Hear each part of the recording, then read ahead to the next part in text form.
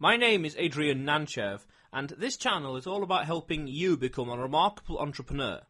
So that's why I started the Become Remarkable podcast, to bring you entrepreneurs from entrepreneurs or not, from all over the world, to bring you stories, experiences, and inspiration. Today I have with me Mikhail Alfon. So please, Mikhail, explain to the world, explain to the audience, who are you, what do you believe in, what's your story, and what difference are you making in the world? Man, first of all, Adrian, thank you so much for having me on. It's such an honor and a pleasure to be here and to meet you. As Adrian mentioned, my name is Mikhail. I'm based out here in Orange County, California. And what I believe in is constantly inspiring other people to become the best versions of themselves. And I know that that sounds kind of cheesy, especially for a podcast that's maybe based around something like that, but that's the whole point, and that's why I kind of agreed and supported exactly what you're doing here. But I love doing that through social media platforms. I'm actually a digital marketer out here in California as well. I've owned agencies in the past. I'm actually working on a new one as well. But I truly believe that every single Instagram post that you put out there, your tweets, your Snapchats, your Facebook posts, your videos, your podcasts, whatever it is, it should inspire some sort of positivity or some sort of positive change, at least in your immediate network. And by doing that to one person, the goal is that, it spreads like wildfire and goes viral, so to speak, just giving that type of energy throughout the world. So hopefully that's kind of what I've been focused on and been very intentional about over the last, year and a half or 2 years or so. So hopefully that's a change that I'm making. I feel like over time it's definitely developed a great community of people that I've known for a long time, and then new people I've met through social media, like even now. I'm hoping that that's the change that's going on. Yeah, with regards to change, the way I see it is reciprocity. Do stuff and share with the world, and you get it back. You're going to say something? No, I just completely agree with you. Yeah, cool. Now, I'm just curious then. You talk about people being the best person they can be and inspiring your immediate network. One, how do you go about inspiring the immediate network? People who know you personally, perhaps for years and years, but they haven't got the same context as you with regards to entrepreneurship or marketing or social media or things like that. Yeah, well, I think that one of the ways to do that is to, one, spread a general message that can apply to everybody. So, one of the things that I'm very passionate about is empathy, for example. And if I can put out content on those platforms about empathy and really taking a moment to look at life through other people's shoes before responding or reacting to certain situations, I think that's something that can apply to everybody, regardless of whether or not they're in my industry. Hi, yeah, that's interesting. I didn't quite think of it that way, actually. Creating content with a pure emotional slant, the different emotions that we have as humans, empathy, fear and pride and so on and so forth, appealing straight to that. That's interesting. I didn't think of that. Didn't think of putting it that way before. I'm also just very curious about these agencies that you said you started. Could you elaborate on those, please? Yeah, I started my first agency early 2014. It was a company called 712 Marketing, and that was actually based. The name 712 came from the book of Matthew, which was actually "Do unto others as you would yourself." Digital marketing agency. We focused on content development, social media marketing, et cetera, and I ran that for about 3 years. I recently exited the company because, I felt like it was something that I outgrew, and now I'm kind of on to the next thing. Yeah, cool. So what are you working on next, and what are you doing? Well, right now I'm just working with the same team, and we're expanding on that team and really expanding we're expanding kind of not just our reach, but really our scope of work, and then how we go about business as well. I mean, our core belief is that we wanted to create an environment where we could be essentially just hanging out with our friends and be in a really enlightening and positive environment while doing good work for our clients and producing results for them. So, we're just essentially doing whatever it takes and being relentless on about that mission. Yeah, cool. So, what with these marketing agencies? I don't know too much about them, but what do they do exactly? What's the day to day? What's the promise? What problem do they solve? Well, for a lot of our clients, the biggest one is time, but also in the digital marketing space, it's always changing, especially with the battle between social platforms, right? There's algorithm changes, there's changes to ad platforms and how people are actually consuming content. So what happens is one of our clients will approach us or hire us to really manage all of their digital marketing efforts, anywhere from search engine optimization and SEM to social media marketing to email marketing, and in some cases web development as well. But, the companies that we're working with, they're small to medium sized businesses, and they don't necessarily have the resources to do it internally, or they're looking to change it up because they've been kind of stuck in old ways and doing some old marketing tactics. Yeah, it's a good way to leverage out and not have to deal with compliance and deal with laws. So hiring Right. people who work for themselves, or just pay them, and then they sort themselves out with regards to the compliance and laws. Just invoice. They'll invoice you, and that's it. Leave it at that. Exactly. It's really nice because they end up getting a whole marketing team for them, like anywhere from 6 to 10 people, depending on the product or the project. And they're really paying what they would, 1 or 2 employees. So it's nice. Oh yeah, definitely. It's a lot of leverage, other people's time, and just Mm-hmm. all it is just end of a phone call or Skype and sorted, rather than in person, which is good and bad. Now Yeah. you mentioned, changing algorithm changes or things like that. What changes do you see on the horizon with regards to social media? There's a couple things, actually. One of them is voice. So I think it's excellent that you're 35 episodes in. But voice is something that's really important because people now are wanting to consume content on their time, kind of the same way that Vizio, or not Vizio, I'm sorry. What's the now I forgot what it was called, which is really crazy. I haven't had cable in a really long time. TiVo, that's what it is. Kind of like how TiVo changed anything. You're able to pause you're able to pause, record episodes, and watch TV shows on your own time. Same thing with Netflix and all of these streaming platforms is there's episodes that you can watch at the same time. And I think that's what's really interesting about podcasts is there's tons of episodes there. You can watch them on your own time. And then additionally, you can do it. You can consume a podcast while driving or at the gym or anything like that. Whereas a video or an article, you actually have to stop and pay attention to it a little bit more intensely. There's also an app called Anchor.com, which is micro podcasts that are 5 minutes long, things like that. And it's essentially like Twitter as well. You can actually reply back with your voice, and I think that it's faster. I think that it creates a little bit more depth because it's essentially come full circle. We went from this way of treating social media like a way to kind of promote the best parts of our lives and showcase that, but now people are still looking for a connection, and I think something like Anchor is really, there's something about talking to somebody on the phone that really creates a deep connection, or something like we're doing, for example, and I think Anchor is on the way to do something pretty exciting. Yeah, when I used to work at a small company 2 years ago, roughly, it was a 2-hour commute, 4-hour round trip, roughly. And I used to listen to Entrepreneur on Fire, John Lee Dumas. Yeah. Back when it was on like episode 700 odd, something like that. Oh my gosh. I don't know what we're on now, but yeah, back in the day, I used to listen to that a lot, and a few other podcasts and all the rest. And it was like a great chance to, while driving, learning. Nice little bit of leverage right there. Exactly. So I think the content on demand is always going to be on the rise.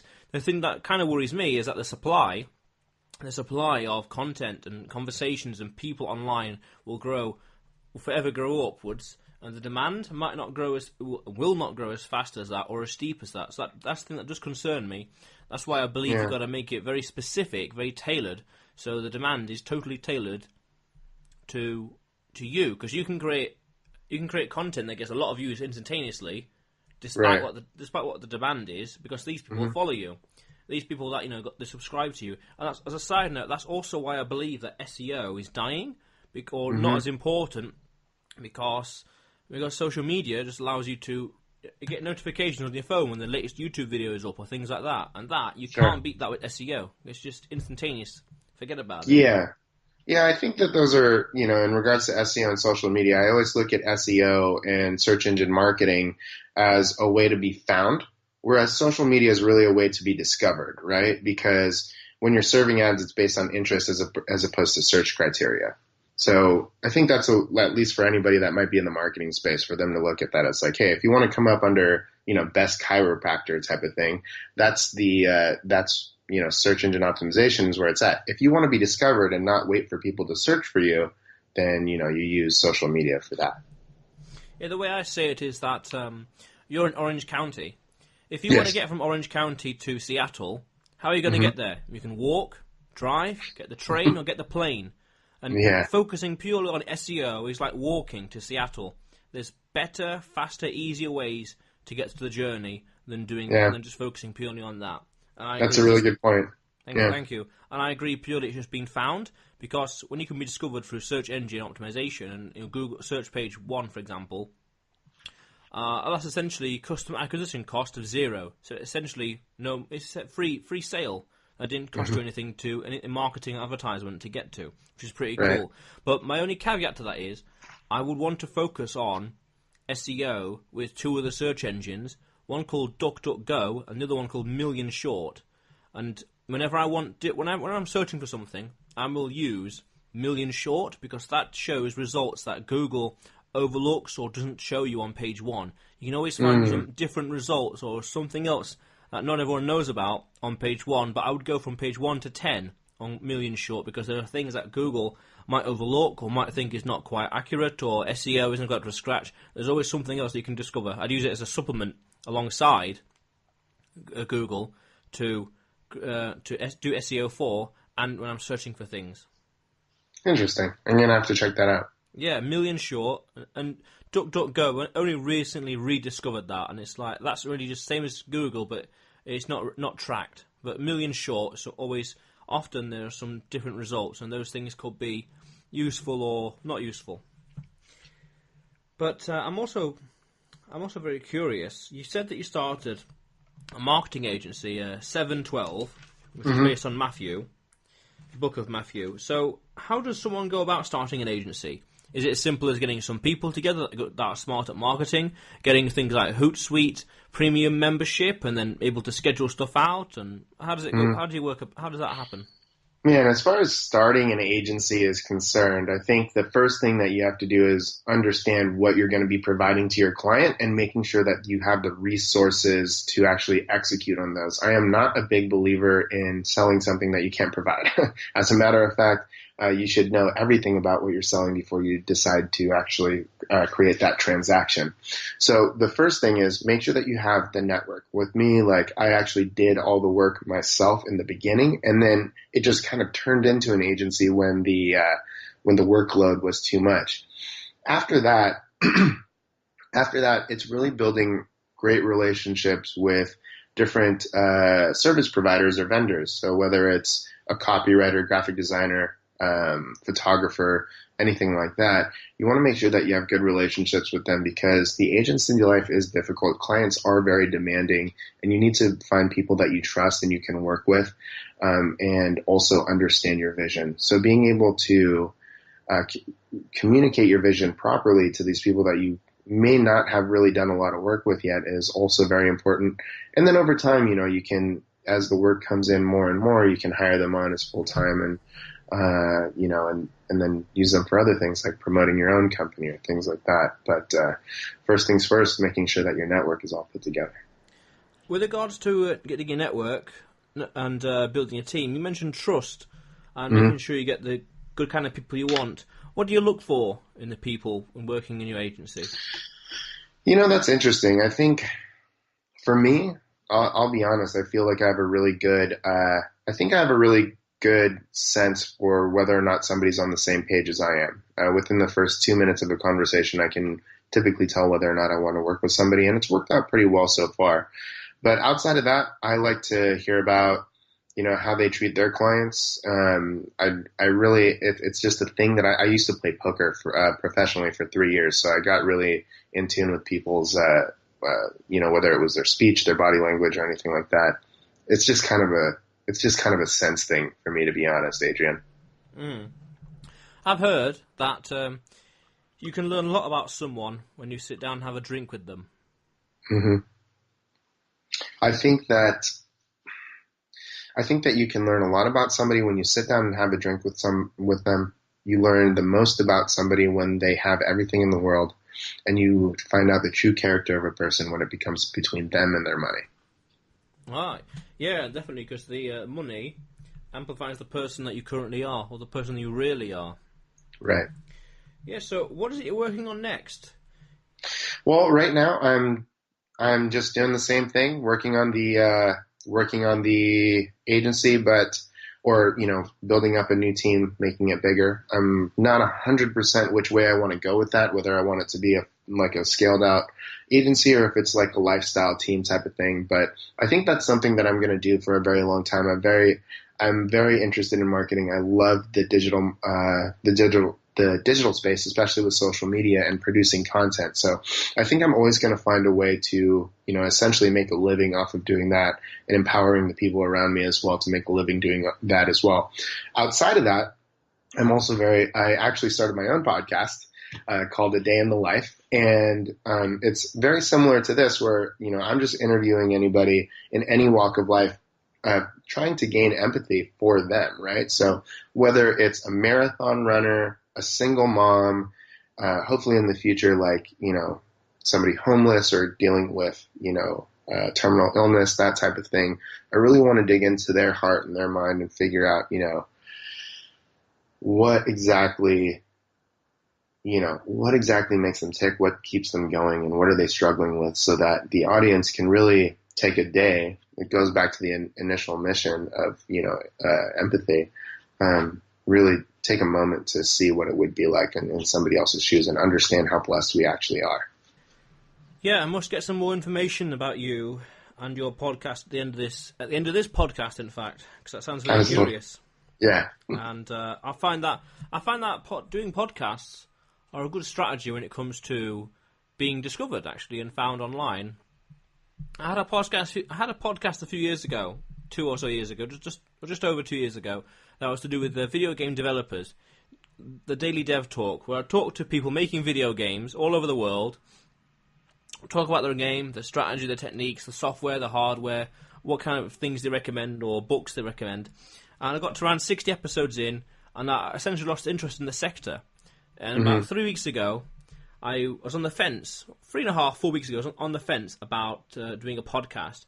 And then I hear a certain lesson that stated that by not having a podcast, you're leaving attention and discovery on the table. And I thought, that's it. From the fence, straight away, let's do it.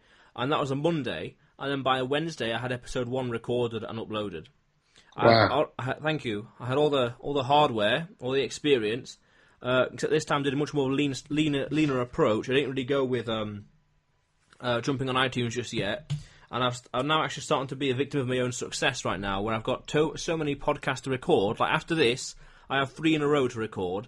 So that's not really ideal. So I must scale that down a little bit. So unfortunately, I was a victim of my own success, and it's like, great, now that I got good momentum going, I can just do 2 podcasts a day rather than 4, and then that's much more manageable. Then I can focus on, I'm writing a book, so I can focus on a few of the things right now. I'm excited about that. That's cool. But also, I like podcasts because what I call the Oprah Winfrey effect, and what psychologists call the halo effect. So what's Oprah Winfrey famous for? She's famous because she's famous. She had Tom Cruise and other people appearing on the show. And their reputation, their history, the likabilitiness spills onto her. So if you do that 100 times or 1,000 times, interview people will know, like, and trust you quicker and easier. And it's not what you know. It's not who you know. It's who knows you. So I like that. Thank you. Do 1,000, for example, 1,000 podcasts. A lot of people know who you are. Oh, that's very good. And the book is about content marketing, actually, yeah, and inbound marketing. And attention avalanche, endlessly create content to engage something and convert more customers. So, where did you hear about that? I'm intrigued. Where did I hear about what?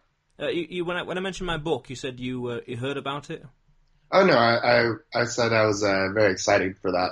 Oh right, that's even better. Cool. But with regards to podcasts, though, earlier you mentioned Anchor.com. Do you not mean Anchor FM?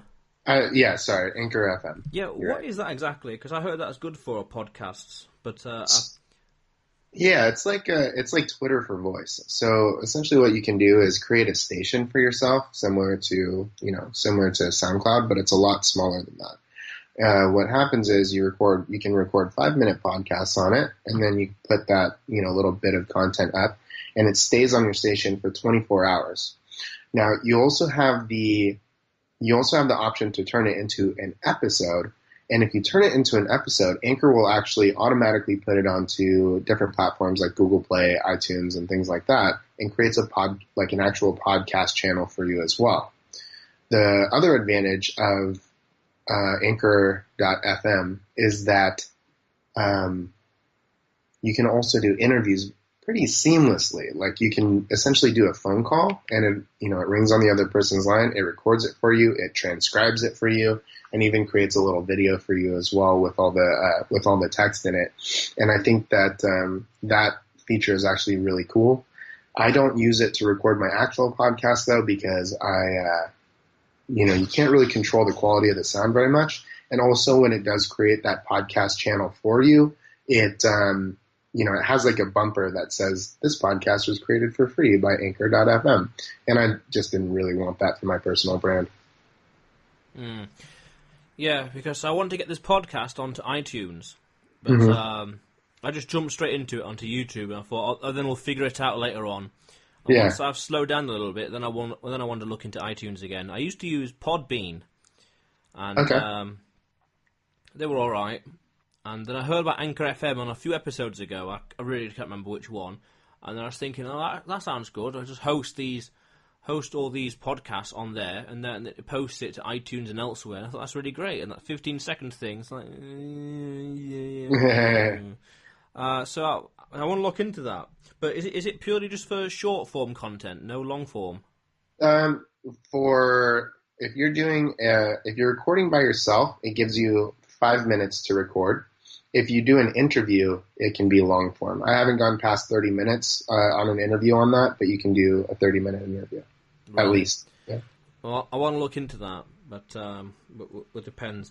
And speaking of content, I've recently started using Medium for writing up my blogs.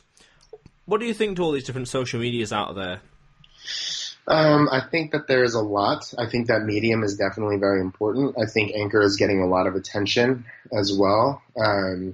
I've noticed a decline in Snapchat because of like Instagram stories, but I think that Snapchat's still very important, but they're not going to make their big move for a while. I think that Snapchat is more of a publication hub more than it is a communication tool and a content push tool, to be quite honest with you. But for me, I'm also active on Medium. I love Medium, as a matter of fact. Still active on Twitter. I think that's coming back up. Instagram is obviously where most people's attention is. And then I push a lot of content on Facebook as well. Yeah, my problem with Snapchat is that you have to follow someone already to start receiving their content, right, which is the reverse of everywhere else. Right. And my quarrel with Instagram lately is that the churn rate is so high. My strategy was flawed in some way, but the churn rate is so high. It's just, I'll get 10 followers, great, and then I'll lose 9. And I'm like, why did you follow me in the first place? Like, over the course of 24 hours. And it's like, why did you follow me in the first place? Yeah. So it's very jagged. It's just my strategy. I think I'm just creating content that people don't really care about. Or that's a fair assessment. Yeah, that's a fair assessment. Mm-hmm. Or the people who consume that kind of content are very fickle or something like that. But either way, it's me. I'm doing something wrong. But I think I'm phasing it back kind of, and I'm focusing more on YouTube purely, like number one, Sure. and also another platform very similar to Reddit Mm-hmm. called Steam It, which is just posting content on there, and the community, around 300,000 people, different categories and different tags, find it and consume it. And I like it because it's about a year old, and it's very similar to Reddit, but much less saturated. And that's, I think, early mover advantage is quite good and quite cool. I agree with you. As far as, Instagram growth is concerned, I mean, it sounds like you were probably on Twitter back in like 08, 09, 07. Yeah, I was. I think I joined Twitter in 08 or 09. My quarrel with that platform as well is the user base is like 300 million, so it's not too big.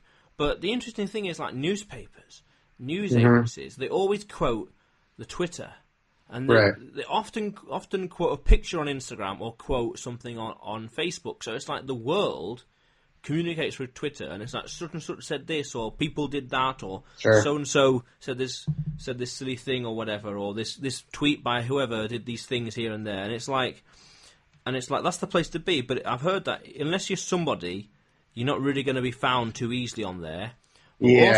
But also I've heard, or I've felt that you post something, more often than not, it just disappears into the dark corners of the internet and dark corners of Twitter, and it's like, unless someone purposely searches for a hashtag or certain keywords, they're not going to find it. Yeah, those are my main two quarrels with it. Yeah, it definitely became oversaturated, and people are very much using it as a content push platform and not really engaging in conversation like they used to back in 08, 09. It used to be more of a conversational tool. The comparison I wanted to make is the growth patterns on Twitter or on Instagram are very similar to what it was like on Twitter back in 08, 09, because that same pattern of auto-like, auto-follow, was happening on Twitter to amass followings on Twitter, and that same pattern ended up happening to Instagram, right? So, and it's happening right now, I think, and that's kind of what you're dealing with, is like people are unfollowing, following or unfollowing just to gain an audience and just like a quick type of thing, but it's not very personal at all. It's mainly for numbers' sake, and that's exactly what happened with Twitter. Yeah, that follow for follow strategy always been bad. Never liked that. Never liked that. It's very empty. There's no real connection. There's no real emotion there. Correct. But as we begin to wrap this up, then, remind the audience then, what is it you're working on now? What's the next big projects for you? The next big project, I would say, is definitely the podcast. I'm very excited about that. Obviously, starting a new agency is very exciting for me, but I kind of have that on lock, to be quite honest. And we're managing great clients, and we have a great team that's doing that. We're obviously still trying to grow that. But the one thing that I'm very, very passionate about is the podcast, and only because I just love connecting with people, just like we're able to do right now, in a way that, just isn't possible it wasn't possible, in any other time in our life than now, to just like, we video chatted. Where are you based anyway? Wolverhampton in England. Okay. So there is like zero chance I would have ever ran into you like 5 years ago. Right. And then able to have this conversation. So this is really exciting for me. And it's something that I definitely want to grow. Yeah. With regards to your podcast, you say empathy. What is so special about empathy? Just purely connecting with people so you can see the world from their point of view, but what's your big bias towards it? My big bias is this, like, empathy, being able to at least master or at least have a sense of empathy is advantageous because it allows you to, it sounds, it's going to be kind of deep, but it allows you to forgive more easily, to be happy for other people more easily. And I think that those are two things that are very important just in our culture. And I mean, I don't know how it is over in England. I'm sure you've heard a lot of things that are going on in the States, the massive amount of separation that's going on between different, religions, between different cultures, things like that, in a world where we were all really created equal to a certain extent. And for us, like Muslim, and I'm not a political person, so it's not something I really want to get into, but as a homosexual Muslim American, the amount of like judgment and prosecution that you can run into in our society right now is insane. But if people took a moment to understand that, look, a certain religion doesn't necessarily define the type of person that they are. Who they decide to sleep with or who they're attracted to doesn't define the type of person that they are. If we took a moment to understand like what that person might be going through, we would probably have a lot less judgment. Additionally, in like a business aspect as well, having a massive amount of empathy will help you. It can help you market better because you're more in tune with what does a certain audience want and what kind of content can I deliver them so that my content will be more effective. In a sales setting, like if you're able to sit there and look at your prospect and be like, I know what you need, I'm listening to your pain points, and I empathize with you, you're able to deliver a better service to that prospect as well because you actually know what they want as opposed to just trying to sell them some stuff, right? So practicing empathy is very important just to get along in daily life, and that's why I'm so passionate about it. Yeah, I think every now and then people think why people get along in general, so why everyone else get along in general? What's the main thing holding people back? But that's a big question for another time probably. And yeah, with empathy, I think also it helps to foster seeing through people's eyes as well, and share the story there as well. We all love stories. Yeah, absolutely. I completely agree with you. Yeah, but after this, we must talk about. I'm very curious getting onto that show. Would that be okay sometime? Yeah, I would love that actually. Yeah, we'll discuss that at the end, so no worries. But speaking of the end, what is the best way for the audience to get in touch with you? Instagram, Snapchat, or Twitter. They can find me on all three platforms. My handle is Mick, M-I-Q-K. The Q comes before the K. But yeah, DM me, comment. I'm always on there. Yeah, cool. I'll add those links in the description below. Mm-hmm. How cool is that? But Mikhail, thanks a lot for coming on the show.